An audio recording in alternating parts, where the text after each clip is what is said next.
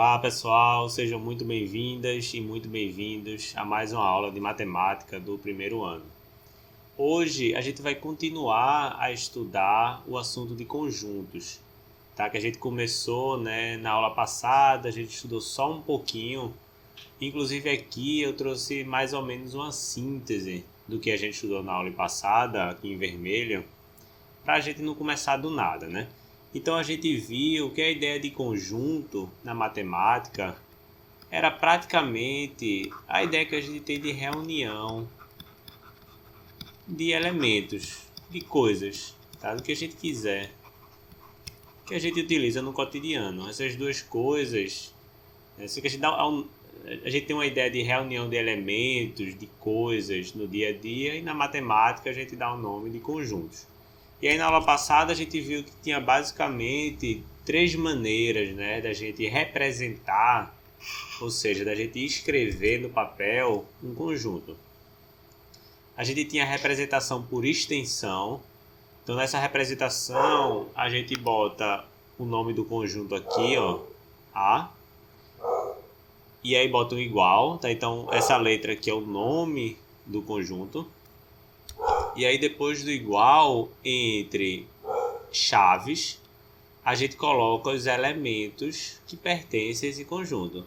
Então aqui o conjunto A é formado pelos elementos 1, 3, 5, 7 e 9. Isso aqui porque eu estou escrevendo por extensão, cada elemento individualmente. A representação por propriedade, a gente inicia da mesma forma, coloca o nome do conjunto A igual. E aqui eu escrevo a seguinte coisa, ó. A é formado pelos elementos X, mas que X são esses? E aí eu tenho que colocar uma propriedade que caracteriza de maneira única os elementos de A. Então X é um número natural ímpar menor do que 10. Lembrando, número natural são aqueles números que a gente usa para contar nos dedos. Então eu tenho 0, 1, 2, 3, 4, 5 e assim por diante, certo? Então aqui eu tenho os números naturais, mas eu quero os números naturais que são ímpares, então eu já excluo todos os números pares. Então aqui eu tenho os números naturais ímpares, sendo que eu quero que eles sejam menores do que 10. Então eu vou excluir também o 11. Então, dessa maneira, eu caracterizo todos os elementos do conjunto A. Observe que eu tenho os mesmos elementos do que eu tenho aqui em cima. Vai ser o número 1, 3, 5, 7, 9. Tá? Então, é o mesmo conjunto, sendo que representado de outra maneira. E, por fim, a gente viu que a gente poderia escrever um diagrama. A gente coloca aqui o nome do conjunto A.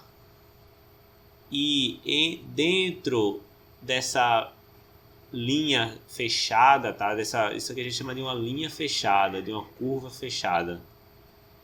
Eu coloco, em cada ponto um elemento de A. Então eu tenho aqui o elemento 1, 3, 9, 5 e 7. Só uma observação, eu estou escrevendo esse A aqui, ó, meio diferentão, porque a minha letra é letra de forma, certo? Então, para não confundir o nome do conjunto com a letra que eu estou escrevendo aqui, ó, por exemplo, esse A, aí eu escrevo ele meio diferentão aqui, certo? Mas geralmente quem escreve sem ser letra de forma, por exemplo, se eu escrevesse assim, ó, o meu A seria minúsculo, tá? Então não tinha nenhum problema eu colocar o nome do conjunto como sendo um A maiúsculo normal. Mas como a minha letra é letra de forma, então eu tenho que colocar esse A assim, ó, meio diferentão, para diferenciar, o nome do conjunto da letra A. Então foi isso em síntese que a gente viu na aula passada. Agora, no início dessa aula, eu vou falar sobre duas coisinhas que são bem básicas. Na verdade, eu deveria até ter falado isso na aula passada, eu só não falei porque senão a aula ia ficar muito longa. Tá? Mas são duas coisinhas bem básicas que, na verdade, durante a minha fala aqui, ó, eu até citei alguma dessas coisas. Mas eu não falei assim explicitamente para vocês, tá? Eu não escrevi. Então vamos começar a aula com duas noções bem básicas que eu suponho até que vocês já conheçam, tá? De alguma forma. A primeira noção é a noção de pertencimento de elementos em relação a conjuntos. A gente já chegou a falar nisso, né? Mas eu somente não escrevi. A gente sabe que temos o conjunto, tá? Então o conjunto em si é o conjunto A, por exemplo, e ele é uma reunião de alguns elementos, certo? Então você precisa diferenciar o que é o conjunto. O conjunto é uma coisa, é uma reunião de coisas com cada um de seus elementos, tá? Então uma coisa é o conjunto, outra coisa é cada um de seus elementos. Então, por exemplo, eu tenho um conjunto A aqui, ó, é o conjunto, tá? E dentro do conjunto A eu tenho um elemento, por exemplo, que é o numeral 1. Então uma coisa é conjunto, outra coisa é elemento do conjunto. Então, dessa maneira, eu posso falar aqui, por exemplo, que o número 1 é um elemento do conjunto A, ou o número 1 pertence ao conjunto A, certo? Então, eu digo ó, que o número 1 é um elemento de A, ou o que é a mesma coisa, eu digo que o número 1 pertence ao conjunto A, certo? Eu acredito que isso aqui seja bem básico, mas o que eu queria mostrar para vocês era somente o símbolo que eu uso para isso, tá? Somente para não ficar escrevendo isso daqui que é muito grande. Então, em símbolos, essa é a novidade que eu quero que vocês tenham atenção. Em símbolos, ou em símbolo, eu digo o seguinte, ó, 1 pertence, a gente usa esse assim, ó, ao conjunto A. Tá? 1 pertence a A, ou 1 é elemento de A, tanto faz. Do mesmo modo, ou de modo similar, na verdade, né? Eu posso dizer, por exemplo, né, facilmente eu vejo que 2 não é um elemento de A. Ou, o que é similar, 2 não pertence ao conjunto A. Claro, né? Eu sei todos os elementos que pertencem ao conjunto A. São os elementos 1, 3, 9, 5 e 7. O 2 não é um elemento ou não pertence ao conjunto A. Isso eu sei que vocês sabem, tá? Eu espero, né, que vocês já compreendam.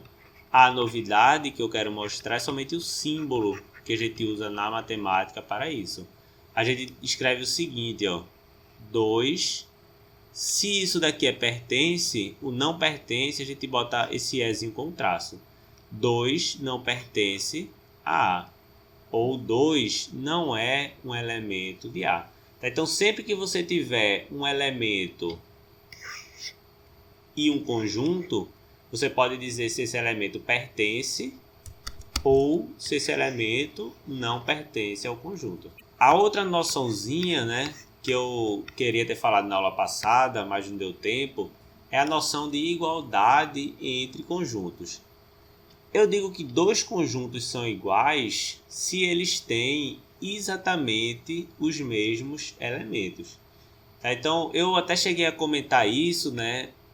Eu não me lembro exatamente qual foi o meu exemplo, mas eu tenho certeza que eu falei que a ordem nos conjuntos não importa. Então, por exemplo, eu tenho esse conjunto A aqui, ó, que é o conjunto formado pelos elementos 1, 3, 5, 7 e 9, né? Eu tenho 1, 3, 5, 7 e 9. Deixa eu botar esse A diferentão. E se eu tiver um conjunto B com os mesmos elementos, sendo que na ordem trocada, sei lá, eu estou pensando aqui em qualquer ordem, tá? Eu tenho certeza, eu posso dizer que o conjunto A e o conjunto B são iguais. Por quê? Porque eles têm os mesmos elementos. Então, eu comentei isso para vocês na aula passada, que a ordem não importa. Se tiver os mesmos elementos, eles são os mesmos conjuntos, tá? Eles são iguais. Então, a ordem não... Por exemplo, eu já dei um exemplo aqui, né? Com esse A e com esse B, mas vamos ver um exemplo menos fácil, tá? Digamos que o conjunto A seja esse conjunto daqui, ó. É um conjunto formado pelos elementos x, tal que, ou de modo que, x é um número natural menor do que 5. E eu tenho também o conjunto B. Eu vou escrever esse conjunto, vou representar esse conjunto por extensão, né? É um conjunto formado pelos elementos 0, 1, 2, 3 e 4. Ora, veja só, quais são os elementos do conjunto A? O conjunto A é formado por todos os elementos, né? X, de modo que x é um número natural. Lembrando, número natural é são aqueles números que a gente utiliza para contar, tá? Nos dedos. Então são esses números aqui, é o que a gente chama de números naturais. E assim por diante. Mas x não é simplesmente um número natural. Ele é um número natural menor do que 5. Então não pode ser 8, não pode ser 7, não pode ser 6. Não pode ser 5, tá? Porque é menor do que 5. Então, os elementos que pertencem ao conjunto A são os elementos 0, 1, 2, 3 e 4. Ora, é exatamente os elementos que pertencem ao conjunto B. Então, apesar de A e B serem representados, né, de modo diferente, um por extensão e o outro por propriedade, como A e B têm os mesmos elementos, eu digo que A é igual a B. Então, a noção de igualdade de conjunto, eu acredito que seja uma noção assim, bem natural, né, para a gente aceitar. Mas é importante que a gente fale, para não dar problema no futuro. Então, vamos fazer esse exemplo daqui, só para a gente sair, né, dos casos um pouco óbvios que a gente viu aqui em cima. Eu estou tentando complicar um pouquinho a vida de vocês para que a gente possa desenvolver um raciocínio mais complexo, né, que possa aprofundar em alguns exercícios. O exemplo é o seguinte: considere os conjuntos abaixo, tá? Então, tem o conjunto A, B e C. Quais desses conjuntos são conjuntos iguais? Então, se eu quero identificar quais conjuntos são iguais, eu preciso saber que elementos, né, pertencem a esses três conjuntos aqui. Se dois conjuntos tiverem os mesmos elementos, eu vou dizer que eles são iguais. Então, observe, eu representei, né, esses três conjuntos por meio de uma propriedade. Tanto A quanto B quanto C vão começar da seguinte forma. Eles vão ser formados pelos elementos x, de forma que x vai ser sempre um número natural. Sendo que a diferença entre eles, né, é o que complementa aqui essa propriedade, tá? Mas todos eles são formados, né? Todos esses conjuntos são formados pelos números naturais. Então, para facilitar a vida da gente, eu já vou escrever aqui, ó, novamente, né, quais são os números naturais. Eu sei que eu já escrevi várias vezes, mas eu quero que vocês não esqueçam. Os números naturais, ó, são aqueles números que a gente utiliza para contar, tá? No dedo. Então, esses números aqui, né? Claro que tem infinitos, então a gente coloca 3 pontos, são os números naturais. Então, vamos escrever por extensão aqui do lado, ó, exatamente os elementos de cada conjunto.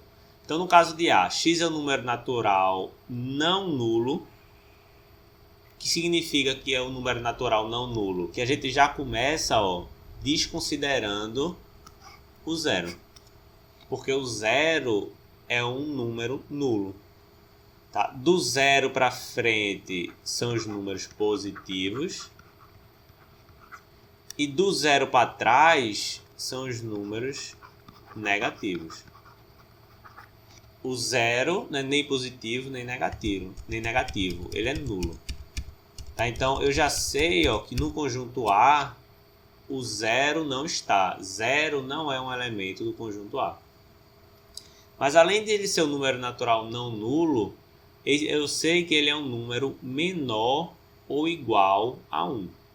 Se ele é menor ou igual a 1, né, ele poderia ser ou 0 ou 1. Tá? 2 já é maior do que 1.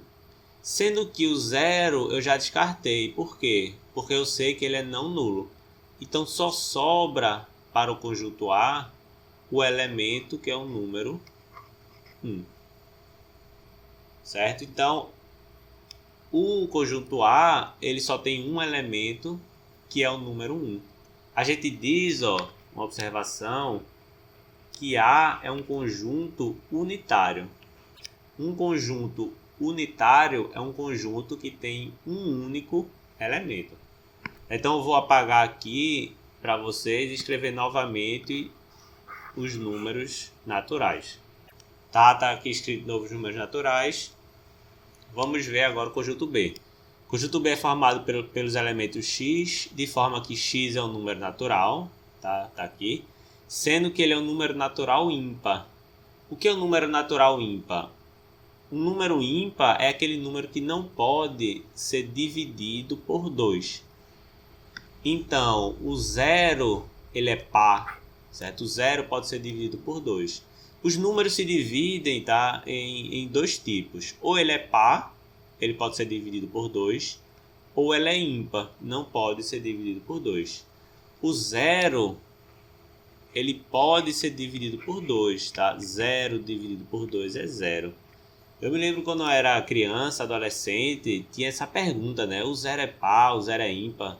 Geralmente quando a gente vai brincar de par ou ímpar, né, para decidir alguma coisa, surge essa polêmica. O 0 é par, o 0 é ímpar, o 0 é negativo, o 0 é positivo.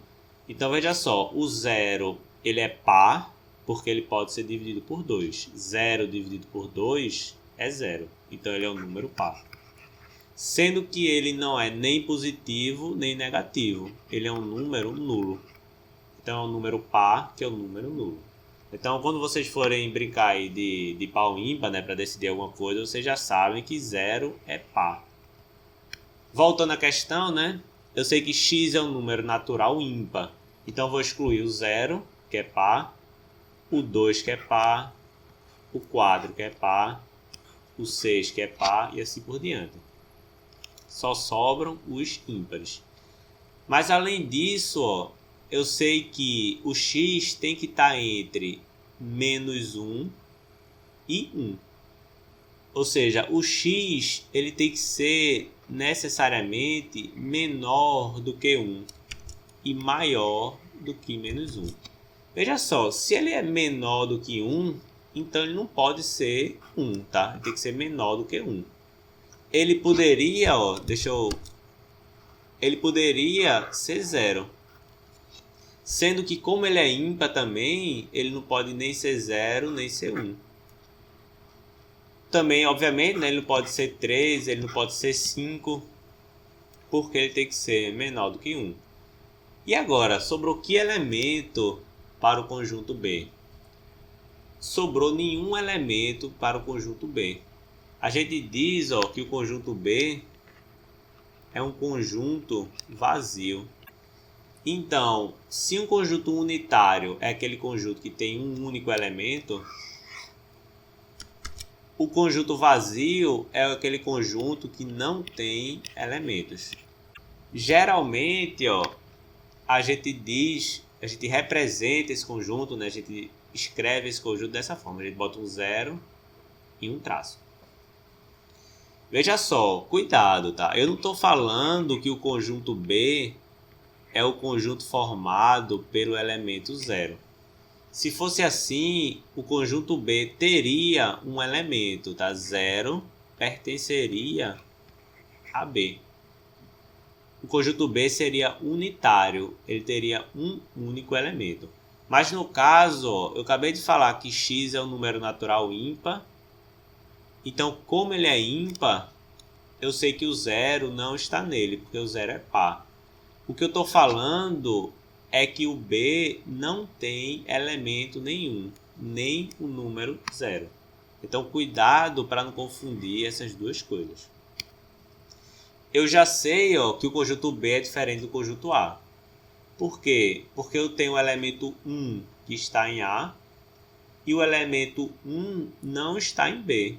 Por quê? Porque B não tem nenhum elemento. Então, eles não têm os mesmos elementos. Eu já sei que A é diferente de B. Vamos ver agora C. Então, mais uma vez, eu vou apagar aqui os números naturais e vou escrever de novo para a gente ver o caso de C. Pronto, eu escrevi aqui. Eu sei que C é formado pelos números x, tal que x é um número natural, tá? Isso eu já sabia. E, além disso, x ao quadrado tem que ser igual a 1. Aqui apareceu, ó, uma equação do segundo grau. Como é que a gente resolve essa equação, né? Eu quero encontrar o valor de x. Como eu tenho aqui um expoente 2, eu preciso isolar o x de um lado. Esse expoente 2, né, passa para lá como sendo uma raiz quadrada. Então, eu fico com x igual raiz quadrada de 1. Sendo que eu tenho que tomar cuidado, ó, que eu tenho que considerar tanto o sinal positivo quanto o sinal negativo. Como assim? Deixa eu explicar aqui para vocês, tá? Então, fazer uma observação aqui do lado. Se eu tiver assim, ó, x ao quadrado, por exemplo, é igual a 4. Eu estou perguntando qual é o número que, se eu elevar ao quadrado, eu obtenho o resultado 4. Aí você pode falar, o número é 2, x é igual a 2. Porque se eu fizer 2 vezes 2, eu obtenho o resultado 4. Isso está certo, mas não é completo. X também pode ser igual a menos 2. Por quê? Porque se você fizer menos 2 ao quadrado, ou seja, menos 2 vezes menos 2, qual é o resultado? Tem o jogo dos sinais, tá? Menos com menos que dá mais. E 2 vezes 2 dá 4. Então, se eu elevar o menos 2 ao quadrado, eu também obtenho o valor 4.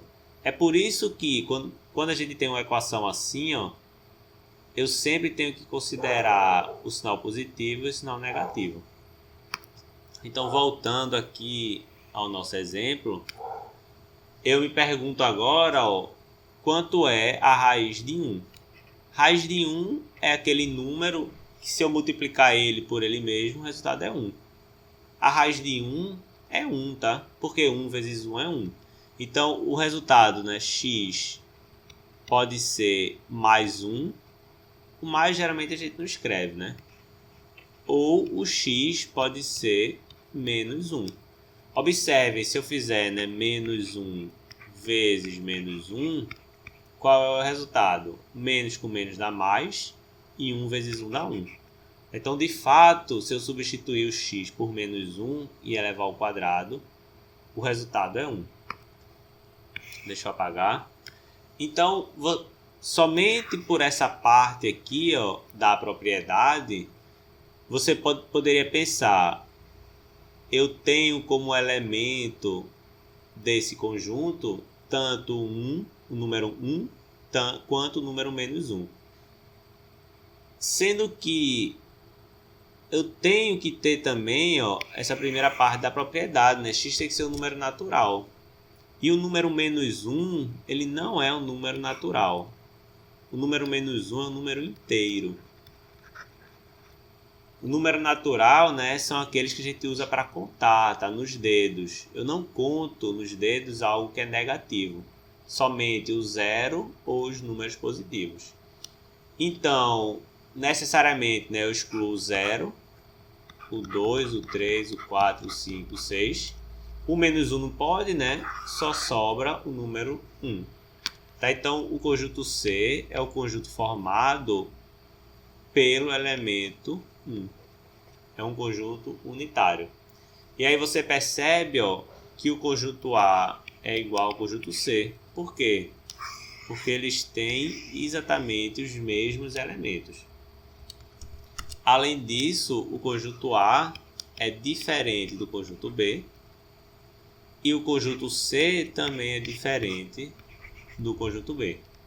Vamos ver esse outro exemplo daqui. Considerando, em cada caso abaixo, que x pertence ao conjunto universo U, resolva a equação x mais 3 é igual a zero.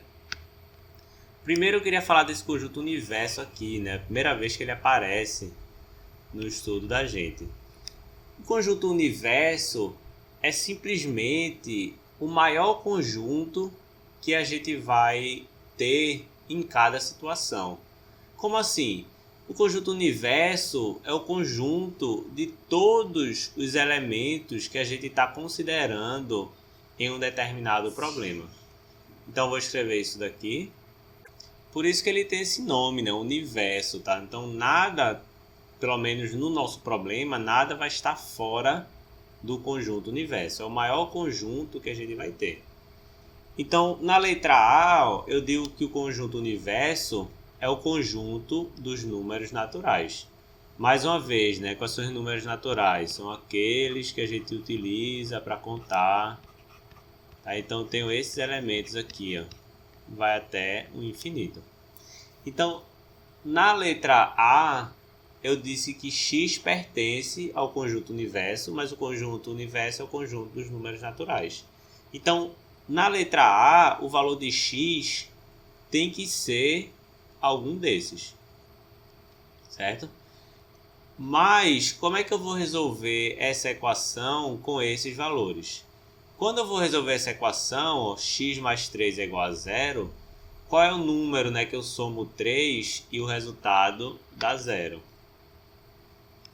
Não precisa nem usar nenhuma técnica, né? A gente sabe que o número que soma com 3 e o resultado dá zero é o número menos 3. Tá? Mas se eu quiser, né, eu posso pegar, ó, eu tenho que isolar o x no lado esquerdo da equação. Então, o 3 positivo passa para o outro lado negativo e assim por diante. E eu vou chegar no x é igual a menos 3. Observe que não tem nenhum número natural que é menos 3. Obviamente, né? Os números naturais começam do zero e eu tenho 1, 2, 3, 4, 5, 6, 7, tudo positivo. Então, nesse caso, qual é o conjunto solução, né? O conjunto solução vai ser aquele conjunto que são todos os valores de x que resolvem a equação. Então, nesse primeiro caso, ó, a gente diz que o conjunto solução, vou escrever em verde, é o conjunto vazio. Porque não tem nenhum elemento aqui possível nos números naturais que resolva essa equação. Então, qual é o conjunto que não tem nenhum elemento? É o conjunto vazio. Já nesse caso B aqui, ó, o universo é o conjunto dos números inteiros. Lembre, né, os números inteiros são aqueles, são os números naturais, tá, que a gente utiliza para contar. E, além disso, eu tenho os naturais negativos. Então, eu tenho menos 1, eu tenho menos 2, eu tenho menos 3, eu tenho menos 4 e assim por diante. Então, se x pertence agora, né, na letra B aos números inteiros, eu percebo, ó, que existe um elemento aqui no meu universo, menos 3, que é a solução da minha equação. Todos os outros elementos não são solução da equação, né? Porque se eu somar 3 não dá zero. Somente esse número aqui, menos 3, eu somo 3 e dá zero. Então, na letra B, o meu conjunto solução é um conjunto formado por um único elemento. Que elemento é esse? É o elemento menos 3.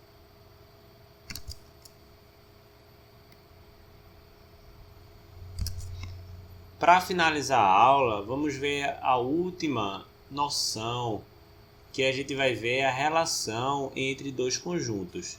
A gente vai ver a noção do que é ser um subconjunto. No final das contas, um subconjunto de outro é mais ou menos a ideia de parte. Então, um conjunto vai ser subconjunto de outro se ele for, assim, digamos, uma parte do outro. Mas como assim uma parte? Vamos ver agora de modo preciso o que isso significa. E aí eu acho interessante começar com um exemplo. Eu acho que vai ficar bem claro. Considere esses dois conjuntos aqui, A e B. A é o conjunto dos X, tal que X é uma pessoa nascida no Brasil. Então, eu tenho aqui, né, no conjunto A, todas as pessoas nascidas no Brasil, certo? O conjunto B é o conjunto de elementos X, tal que X é uma pessoa nascida na Bahia, Sergipe, Alagoas, Pernambuco, Paraíba, Rio Grande do Norte, Ceará, Piauí ou Maranhão. Observe, né? Se uma pessoa for nascida na Bahia, Sergipe, Alagoas, etc, etc, ou no Maranhão, ela vai ser uma pessoa nascida no Brasil. Mas nem toda pessoa nascida no Brasil vai ser nascida em Bahia, Sergipe, etc, etc. Por exemplo, a pessoa pode nascer no Amazonas. Ela nasce no Brasil, mas não nasce em nenhum desses estados aqui do conjunto B, que são os estados do Nordeste, né? Então, eu percebo, né, claramente que todo elemento de A, ou melhor, todo elemento de B também é elemento de A. Em símbolos, né? Como é que eu escrevo isso em símbolos? Se X pertence a B, ou seja, se X for um elemento de B, então X pertence também a A, né? X é elemento de A. Claro, se X nasceu no Nordeste, Bahia, Sergipe, Alagoas, etc., eu tenho certeza que X nasceu no Brasil. Eu, por exemplo, nasci no Nordeste, então eu nasci no Brasil. Eu sou um elemento de B, então automaticamente eu sou um elemento de A. Certo? Nesse caso, ou melhor, a gente pode representar isso também em diagrama. Eu acho que fica mais fácil. Se a gente tem aqui, ó, o conjunto A, que é o conjunto formado por todas as pessoas que nasceram no Brasil, eu vou ter aqui, ó, dentro de A, ou seja, como parte de A, eu vou ter o conjunto B, que é formado por todas as pessoas que nasceram no Nordeste. Então, se eu estou aqui, ó, no conjunto B, vou botar aqui Lucas, automaticamente eu estou dentro do conjunto A. Mas se existe uma pessoa aqui, ó, digamos Maria, que nasceu no Amazonas, ela vai estar em A, porque nasceu no Brasil, mas ela não vai estar em B, porque ela não nasceu no Nordeste. Então, quando a gente está nessa situação, a gente diz que B é um subconjunto de A. Ou, o que é a mesma coisa, né? A gente pode dizer também que B está contido em A. Certo? Então, a noção de subconjunto é esse, tá? É muito simples. Eu mostrei para vocês agora com um exemplo, tá? Mas eu vou escrever exatamente o que é que isso significa. Eu digo que B é um subconjunto de A se todo elemento que pertence a B também pertence a A. Ó, é aqui o problema que eu falei, tá? O meu A, isso aqui é o nome do conjunto.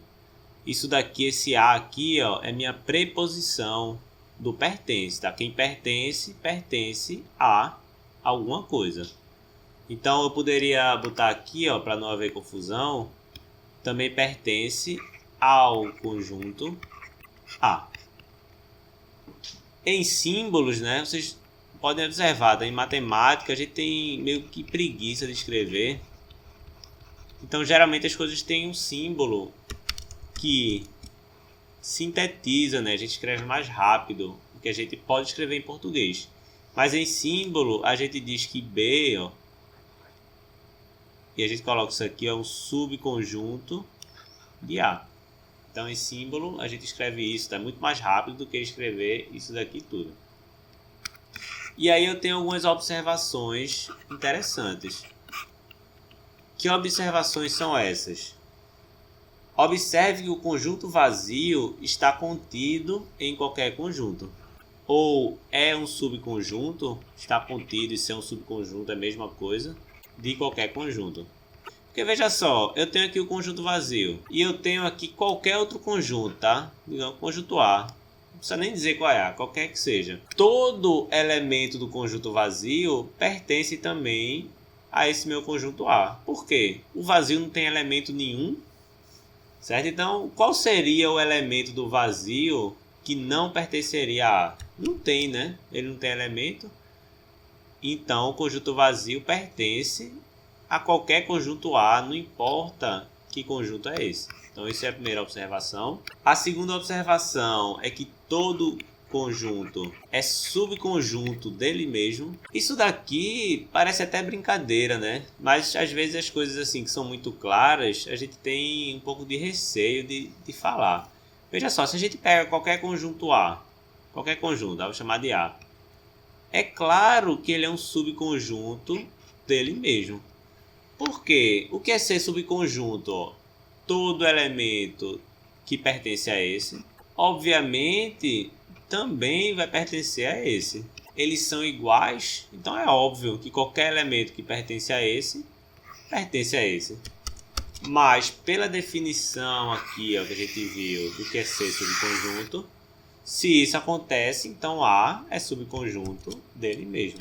Tá? Isso sempre vai acontecer. E a última observação, a observação 3, é o seguinte. Se eu tenho aqui dois conjuntos, x e y, então suponha que temos dois conjuntos x e y. Se acontecer a seguinte coisa, ó, se x for subconjunto de y e y for subconjunto de x. O que é que eu estou dizendo com isso? Nesse primeiro símbolo, eu estou dizendo que todo elemento de x é elemento também de y. E nesse segundo símbolo aqui, ó, eu estou dizendo que todo elemento de y também é elemento de x. Ou seja, se eu tenho algum elemento que está em um, ele tem que estar no outro, necessariamente. Se um elemento está em um, ele tem que estar no outro. Isso significa, né, que eles têm os mesmos elementos. Então, x e y têm os mesmos elementos. Ou seja, a gente já viu, né, o que acontece quando dois conjuntos têm os mesmos elementos. Eu tenho que x é igual a y. Então, para eu saber se dois conjuntos são iguais, eu posso, né, se eu tivesse informação que um é subconjunto do outro, eu posso ter certeza que eles são conjuntos iguais. Para acabar a aula de hoje, vamos ver o último exemplo. Eu peço para considerar os seguintes conjuntos. Então, eu tenho U, que é o meu conjunto universo, que é formado por todos os números x, tal que x é um número natural. Tá? Então, eu só estou considerando aqui, né, os números naturais. Então, eu tenho 0, 1, 2, 3, 4, 5, assim por diante. Então, como esse é meu conjunto universo, né, eu só vou considerar nesse problema esses números aqui.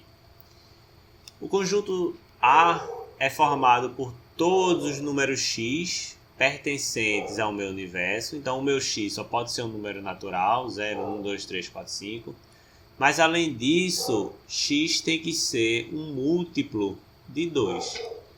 O que é um múltiplo de 2?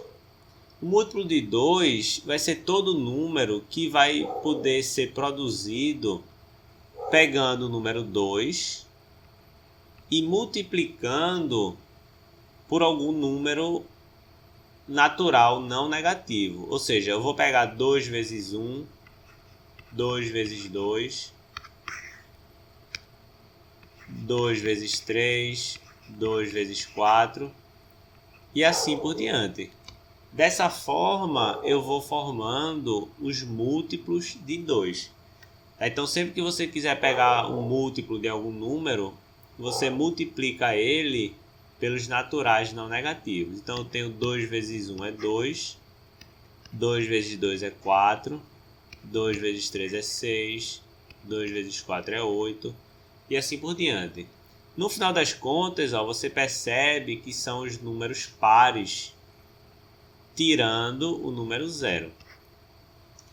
Só uma observação, pessoal, antes da gente continuar. A depender da situação, você pode considerar o múltiplo também sendo o número 0, certo? Ou você também pode considerar como sendo os números negativos. Então, teria 0, 2 e menos 2, 4 e menos 4, 6 e menos 6, assim por diante. Sendo que nessa questão aqui, né, somente para exemplificar a questão de conjuntos, eu vou considerar os múltiplos como sendo o resultado da multiplicação do 2 por esses números aqui, tá? 1, 2, 3, 4, 5 e assim por diante. Então, voltando para a questão, né, eu vi que o conjunto A é formado por todos os x que são naturais e que são múltiplos de 2. Então, que números são esses? São os números pares, né? Vou botar em azul. São os números 2, 4, 6, 8, 10, 12, 14 e assim por diante. Agora vamos ver o conjunto B. O conjunto B é formado por todos os x que estão no meu conjunto universo, então tem que ser um número natural, necessariamente. Mas x tem que ser um múltiplo de 10. Como é que eu sei quais são os múltiplos de 10? Eu pego o numeral 10, né, e multiplico por 1, por 2, por 3 e assim por diante. 10 multiplicado por 1 é 10, 10 multiplicado por 2 é 20, 10 multiplicado por 3 é 30. Então você percebe que os múltiplos de 10 vão ser sempre os números que vão de 10 em 10, né? Claro, 10, 20, 30. Tá? Então eu tenho aqui 3 conjuntos. Eu vou apagar agora essa confusão que eu fiz aqui em cima.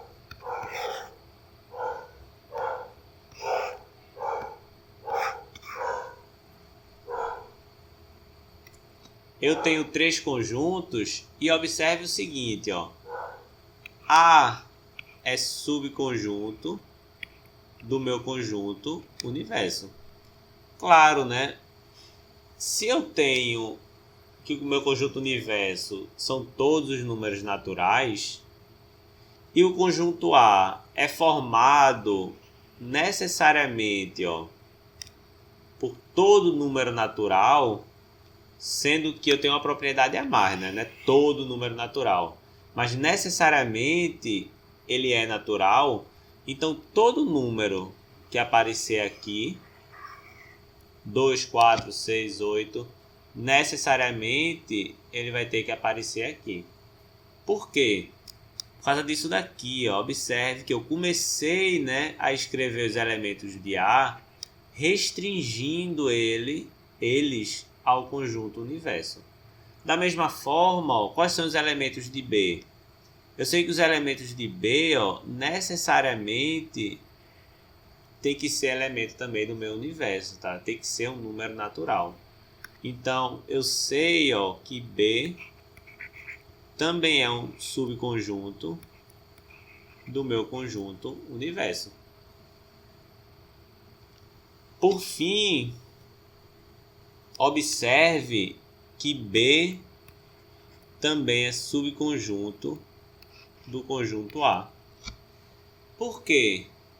Eu sei, ó, que todo múltiplo de 10 também é múltiplo de 2. Por exemplo, observe aqui, ó, o número 10. O número 10, né? Por que ele está aqui no conjunto B? Porque ele é o múltiplo de 10. Ele é 10 vezes 1. Mas o número 10, ó, também está aqui.